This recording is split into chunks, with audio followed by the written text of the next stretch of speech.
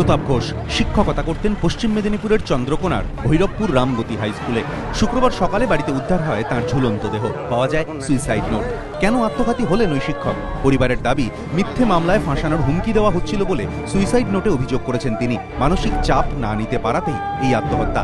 কারা দিচ্ছিল হুমকি? স্ত্রীর অভিযোগ, শ্লীলতাহানির মামলায় ফাঁসিয়ে দেওয়ার হুমকি দেয় তৃণমূল সমর্থকেরা।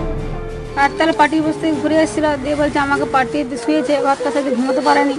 কেন তোমার এরকম হচ্ছে? বলছে আমাকে পুরো এরকম করে করে খাচ্ছে লোকজন, বলছে মারবো আর করবো। বলছে 5 লক্ষ টাকা 2 লক্ষ টাকা চাই, নাহলে আপনাকে জুতোর কালকে যখন স্কুল যাবে তখন জুতোর মালা পরিয়ে গায়ে থুতু দিতে দিতে নিয়ে যাবো।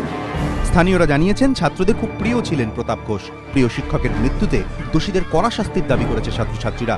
আমাদের যাই ক্ষতি আমরা ক্লাস করবো না, কারণ যেই স্যার সবচেয়ে ভালো পড়াতো বা যেই স্যার সবচেয়ে স্কুলটাকে সামনে রেখেছিল সেই স্যারই যদি নেই তো আমরা ক্লাস করে করবো।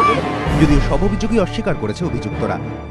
তৃণমূল পার্টির তরফ থেকে কিছু হয়নি আমাদের গ্রামের। আমি তো পার্টি বলতে তেমন পার্টি করিনি, আমার এই বুথে একটু ইলেকশনের জন্য আমি খেটেছি না এই পর্যন্ত। আমি তো ওই ব্যাপারে কিছুই যাইনি। তৃণমূল নেতৃত্বের দাবি, অভিযুক্তরা কেউই দলের নেতা বা কর্মী নন, তৃণমূল সমর্থক মাত্র। আমাদের ওখানে উনি সুইসাইড নোটে 12 জনের নামে যে এফআইআর করেছেন, মানে তার স্ত্রী, তো তারা কেউই রেকগনাইজড লিডার নয় বা ভাইটাল কর্মীও নয়। 12 জনের বিরুদ্ধে আত্মহত্যায় প্ররোচনার অভিযোগ দায়ের করা হয়েছে। গ্রেফতার করা হয়েছে 4 জনকে। সোমনাথ দাস, এবিপি আনন্দ, পশ্চিম মেদিনীপুর।